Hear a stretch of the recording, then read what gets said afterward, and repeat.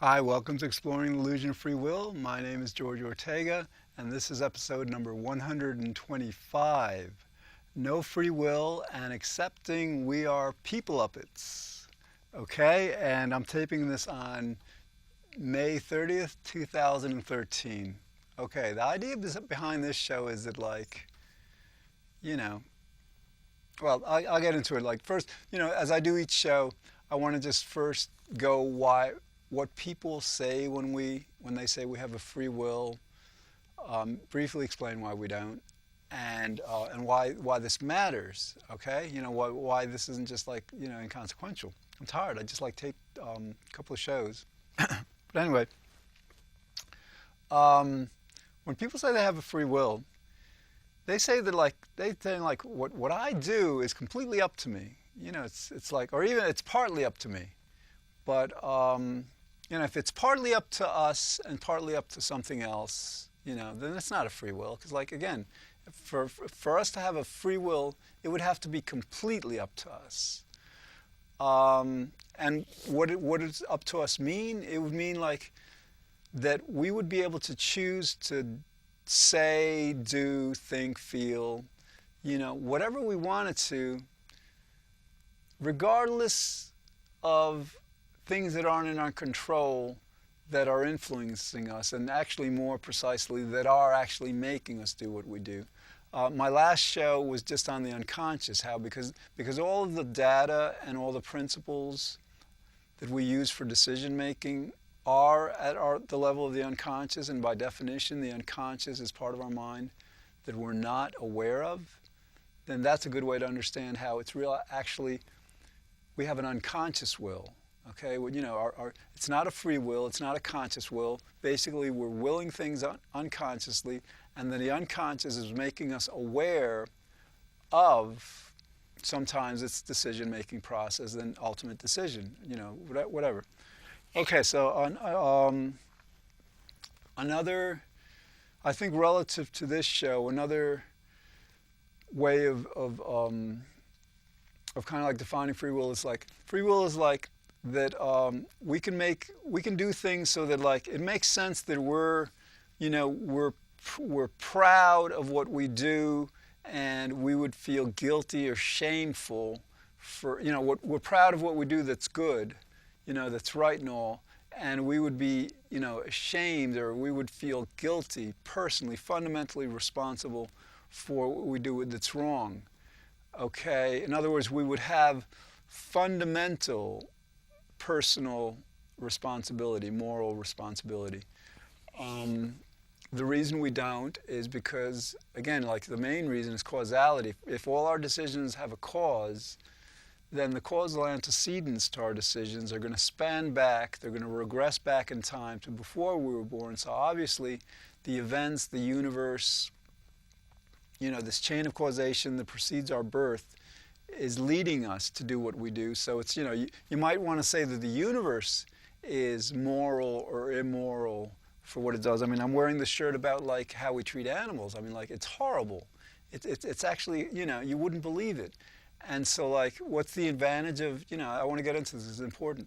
What's the advantage of understanding we don't have a free will? My guess on this, I study psychology. We have defense mechanisms.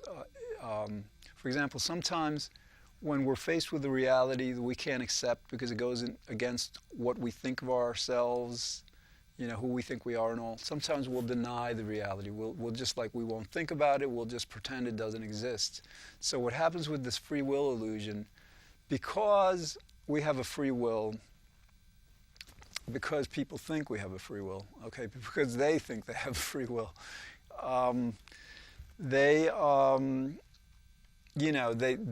they've seen pictures, they understand how horribly we treat these animals, but they can't accept it. Part of their mind says I can't accept that I'm part of something so evil, because it really is evil. I mean, it's horrible. And so what happens, so we have defense mechanisms. Denial is one of them. Many of us will, in order to preserve our well-being, whatever, end up concluding that, I'm just not going to look at the issue. I'm going to deny it. Some people say to themselves, these animals, they don't feel pain, which is like such nonsense. I mean, there's so much evidence. I mean, we've known this anytime you see a dog wag its tail or just whimper, when it's hurt and stuff, animals feel pain. My God, and pigs are actually more intelligent than dogs, so that'll give you an understanding of how much we're hurting these animals. But the idea is, all right, again, so like how this is relative to the free will thing. To the extent that we understand that free will is an illusion, that we don't have a free will, that this evil is fundamentally not up to us, the universe, God, whatever you want to call it, is like making us, essentially torture and torment these animals, then when we kind of like, that separates us a bit from it, and to the extent we don't have to deny our role in it, in terms of like, in other words, like we can't but do what we've been doing to these animals, but to the extent we understand that, then hopefully we can like overcome the denial, compassionately, realistically see what those animals are going through, acknowledge it, accept it, and from compassion, we would stop eating them, stop hurting them. Okay, so this belief in free will is not just extremely harmful to human beings, because it is. It just has us at each other all the time, arguing, blaming, hating. It also may actually be a substantial part of why, so many animals in the world are needlessly suffering. Because, I just did a couple of episodes with my vegan sweatshirt, and I've been a vegan for a while, and veganism, not eating animals, you can be. Basically, it's healthier than eating meat. It's a lot less cheaper. The food is much cheaper. Yeah, and you're not hurting these animals. You don't need to. All right, so let's get on with the show. So yeah, just overcoming this illusion of free will would just like make the world better in a lot of ways. Okay, here's the thing. A lot of people get the logic of why we don't have a free will. They understand that if everything has a cause, then the causal regression, the cause and effect goes back to before we were born, makes free will impossible.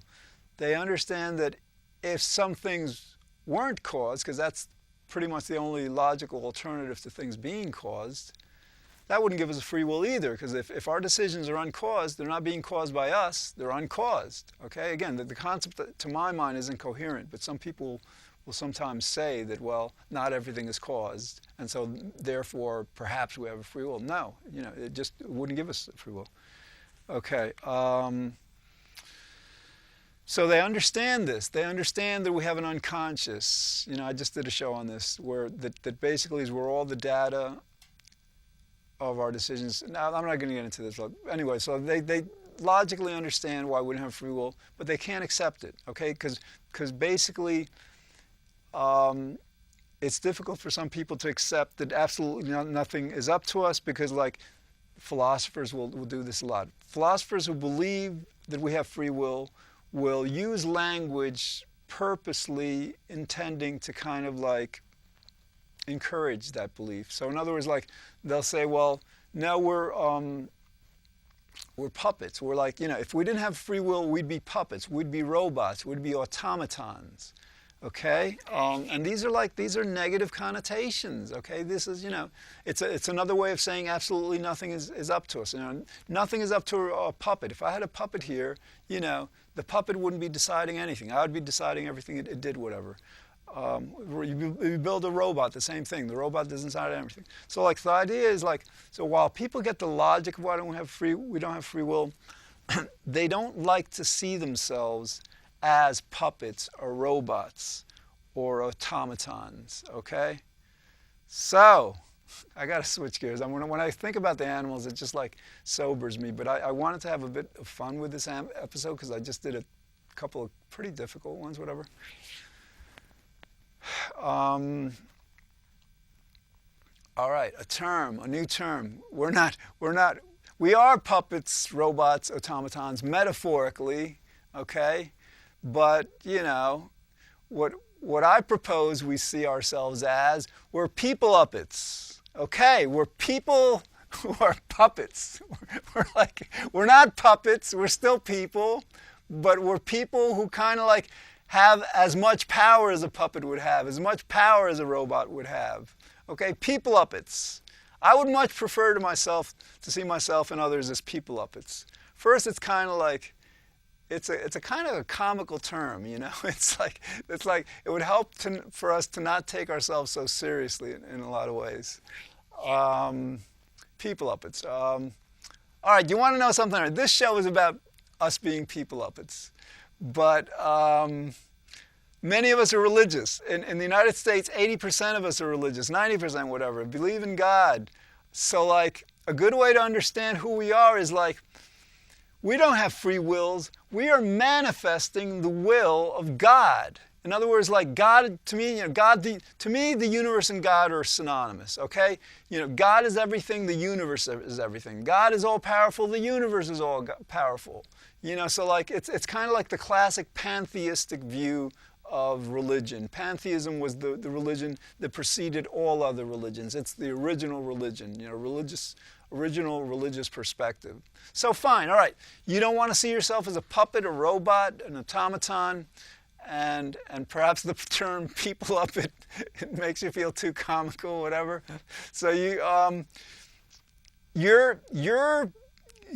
a manifestation of God's will. God manifests His reality, His mind, His intention, His actions through us. In other words, everything we do is because God makes us do it, you know?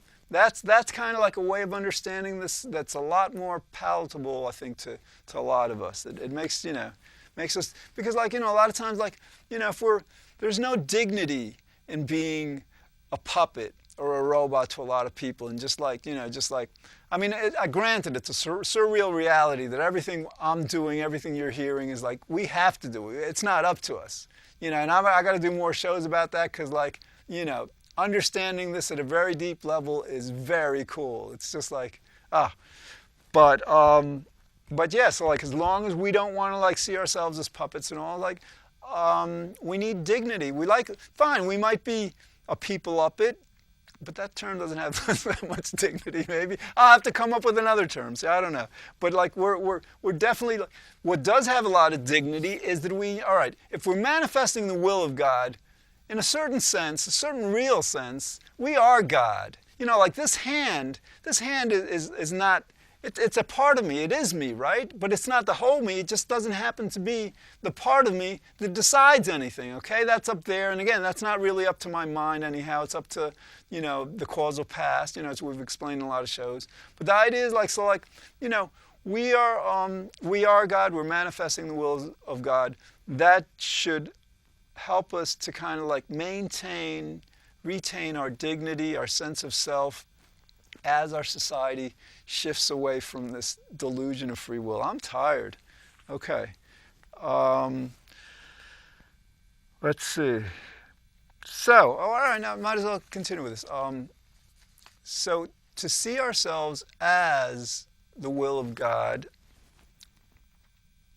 connects us with everything. This is like, you know, Buddhism, Zen, various traditions kind of like really reject the personal self. They say, well, there is, I mean, even psychology, you know, they say like, well, what is the self? Where is it, you know? And so like basically there's a view that like we are at one with everything. That's our fundamental reality. To the extent that we feel at one with everything, we feel connected with everything. That, you know, like there's no real separation between me and this set and the people outside and the world in general and the stars and, you know, the galaxies. It's all connected. We're all one. To the extent that we're all connected, that's going to help us to be more concerned with and compassionate toward that aspect of us that is not, you know, fundamentally constrained within our body, within our personal mind. Okay, and that's got to be good, because so much of the problem in the world today comes from an us versus them mentality. You know, when we remember that we're all one, that a lot of times what happens is like, to the extent that we hurt others, we're in a certain sense hurting ourselves. to the extent we understand that, then we will act more wisely, more intelligently, more compassionately. Okay, we're Peopleuppets. We're Peopleuppets. Somebody told me that I shouldn't be drinking water on the set, and I agree and all, but I don't know. I'm thirsty, and like before, a couple of shows ago, my throat was very raspy.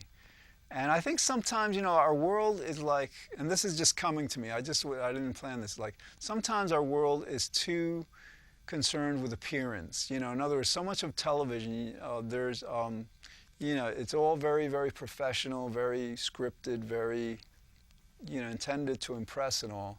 But a lot of stuff they say is just like so vacuous, so inane, so wrong. They don't deal with a lot of times. There's a lot of great TV. There's a lot of great TV. There's a lot of great media, but they don't near enough deal with what's most essential to us, what's most essential to our life. So in this show, fine, I'll drink water on here, but I'll give you the truth of our reality, which is like extremely important to the extent you can appreciate it. Okay, excuse me. All right, so here's the thing. We're Peopleuppets, and, we're the will of God. We don't have to see ourselves as puppets, as these things. We can see ourselves as people. But the thing that in other words, like, but we don't have a free will, okay? We don't have a free will. Nothing in the world is up to us. And that sucks. That really sucks. And I'll tell you, the reason it sucks is because, like, if we did have a free will, we would choose at any moment of any day to feel completely blissful. I'm feeling a little tired right now. I don't know why. I've been doing a lot of work. I've been going to the gym a lot. And naturally, to not feel tired will feel better, because like feeling tired feels a little painful, whatever, and we're hardwired to seek pleasure and avoid pain. So like, sorry, again, not having a free will sucks, because we're forced to feel stuff that we would rather not feel, and we're not allowed to feel completely blissful when that would be like, if we were completely blissful, game over. I mean, the world would be as it should be, as hopefully it could be. So, all right, what I'm trying to say is, like, granted, the fact that we wouldn't have a free will sucks, but understanding that we don't have a free will, I think I may have said that wrong before, but the fact that we don't have a free will sucks, but understanding that we don't have a free will is not the problem. It's the fact that we don't have a free will that's the problem. You got to make that distinction, because like the reason that's so important, because to the extent you understand that we don't have a free will, your life can become a lot better. Think of the people in your life. Think of the last time you had an argument with someone, the last time you had negative words. They were either angry with you or you were angry with them, or it wasn't like as wonderful as you would have it be, as we would all have it be. Chances are they and you, to whatever extent, even though you might have seen the show, because like I've been working with this idea for decades, okay? But the belief in free will is so strong, it's so ingrained, so conditioned within us, that you could really understand it completely on a cognitive level, intellectual level, but still kind of like on an emotional level, more deep level, be acting as if we had a free will and other people have a free will.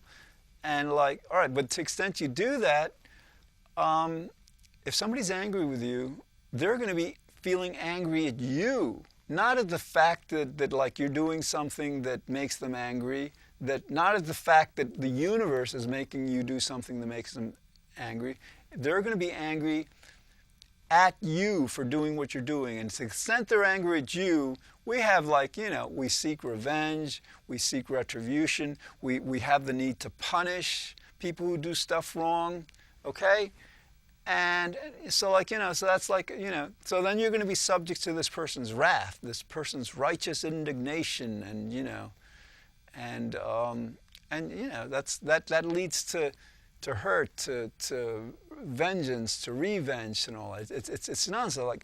So to the extent that, like, let's say that person not just understood, but worked on it. And let's say the whole world, because the best way for this to happen is if the whole world gets on board on this, then we could, like, probably within a year tops, recondition ourselves to after a year, everybody would get it, and I think pretty much every moment of every day, we would be acting on that understanding. We would, like, so what would happen is, like, let's say I did something wrong.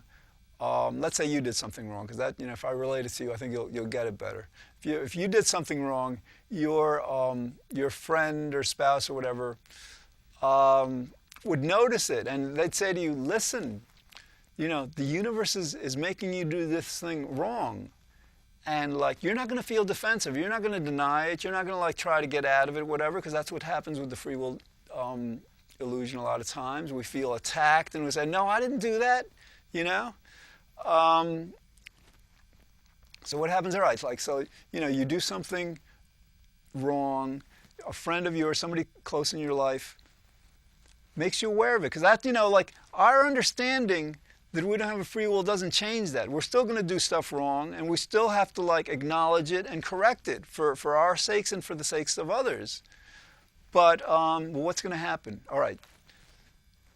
Let's say it's a she. It's your wife, girlfriend, whatever. She tells you to do something wrong. You're gonna listen, right? You're not gonna blame her for telling you this, right? Because you're gonna understand that she doesn't have a free will. You're not gonna blame yourself because you understand you don't have a free will. So what are you gonna do? You're gonna let's say to the extent you're gonna first become open-minded, because you're not trying to run away from it. So you're gonna, like, try to understand what she's saying. Okay, so without this free will delusion, you're much more open to, like, this kind of, like, objective understanding. All right, so you begin to understand. She's got a point. Okay, you feel bad that it happened. You feel bad for her. You feel bad for yourself, but you don't blame yourself. In other words, you don't add insult to injury by not only feeling bad that it happened, but then, like, feeling bad that you, of your free will, did this. You might feel bad that the universe chose you to do this, but again, it wouldn't be like, you wouldn't be blaming yourself for it. So what do? You would both, she and you would both acknowledge that the universe, God, if you want to, whatever, made you, absolutely made you do this, gave you no choice. And so one thing you might want to ask is, like, well, why did the universe do this? Why would the universe do this? And, like, sometimes I think there's a kind of wisdom, like, when things happen, there is a reason. Things happen for a reason, and sometimes when fundamentally maybe there is no reason. Who knows? But I think it helps. I think it's good to work from the perspective that things happen for a reason. So rather than spending time, you're kind of, like, maybe getting angry with her for telling you that you did something that got her angry, or you're denying it or you're running away from it, whatever. You're, like, exploring it. You're together on the same time. You're not going to be angry at each other, okay? In other words, you're going to be feeling as good toward her as you did before, and she's going to be feeling as good toward you, because you're not going to be blaming yourselves. You're going to be on the same side, trying to figure out why, and that's not all that important, but you might want to you try to figure out, why did the universe make you do this thing that was wrong, clearly wrong? But more importantly, you're going to, like, very objectively, on the same side, like a team, explore how you can, like, work to not have you do that thing wrong again. Because even though we don't have a free will, that doesn't mean we don't change. We change all the time. We can become better people. We can make, just because we made a mistake once doesn't mean we have to repeat that mistake. We learn. I mean, everybody knows this. This is obvious. This is why we kind of, like, think about that stuff. This is why we forgive, and we have penitence. We